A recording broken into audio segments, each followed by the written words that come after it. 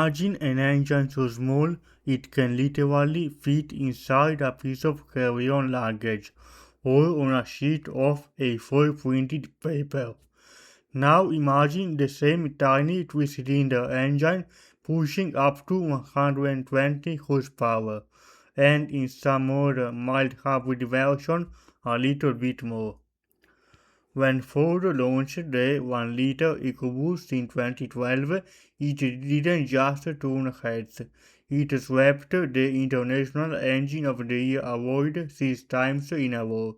It was hailed as an engineering masterpiece.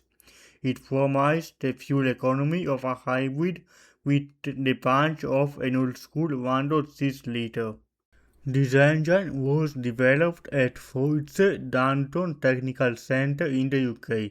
Production started in April 2012.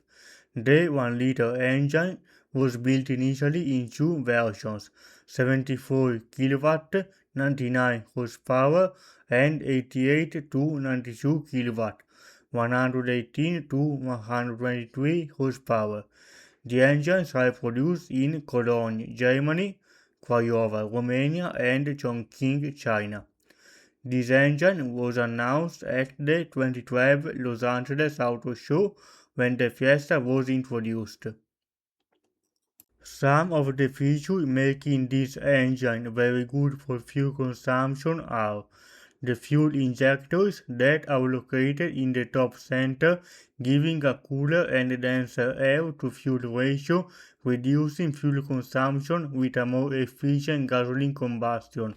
The direct injection allows for multiple injections per combustion cycle. It increases the fuel economy. The use of aluminum also reduces weight. The exhaust manifold integrated into the cylinder head helps lower the engine temperature and provides an optimal fuel-to-air ratio by pushing away faster the exhaust gases. The engine only weighs 86 kilograms, helping a more flexible and innovative vehicle design. A specific flywheel helps against the vibrations of a three-cylinder design.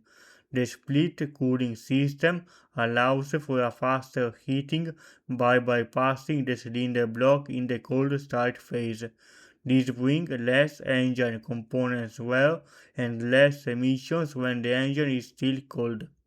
To quell the natural vibration of a three-cylinder design, efforts have been made in the flywheel design to ensure satisfactory smooth running without the use of energy-sapping balance shafts. The 1.1-liter EcoBoost turbo engine uses an oil-batted timing belt, commonly known as a wet belt. Also, variable valve timing improves fuel consumption with a light foot and better performance with heavy foot.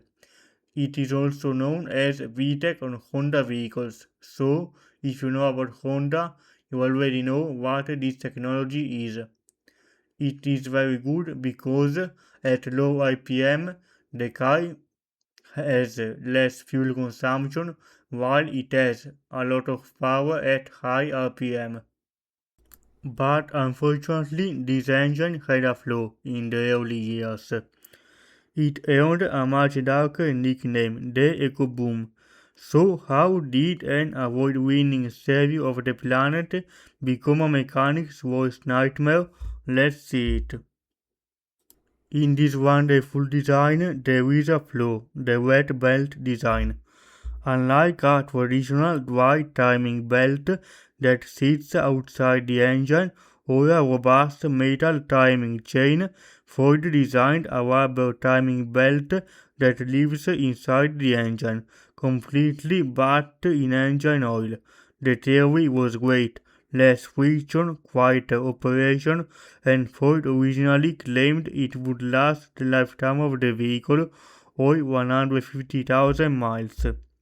Over time, the chemical compound of the rubber reacts to the hot engine oil, especially if the car is only driven on short city trips where fuel dilutes the oil.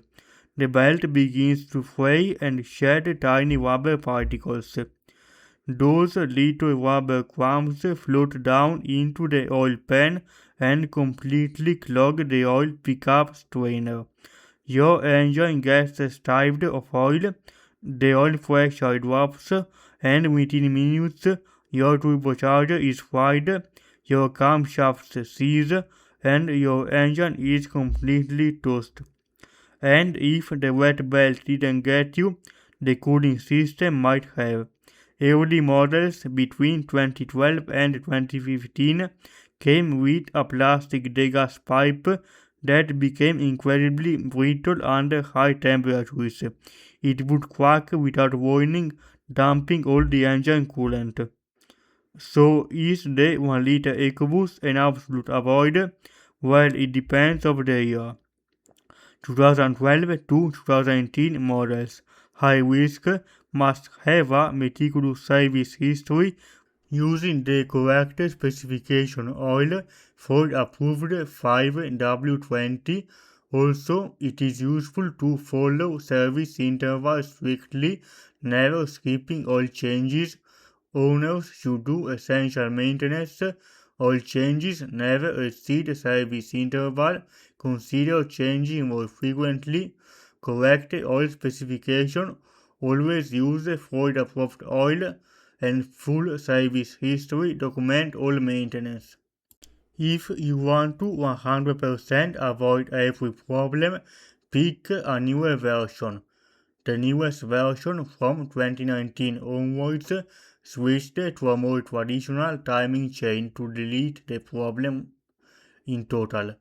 Yes, you need to replace it more frequently, but it will also be more reliable. This change is available both on gasoline and mild hybrid vehicles, such as the new Ford Fiesta, the new Ford Focus, the small SUV Ford Puma. Every mild hybrid always has a timing chain. All the other cars got updated since 2019 model year. The only one never updated was the Ford EcoSport.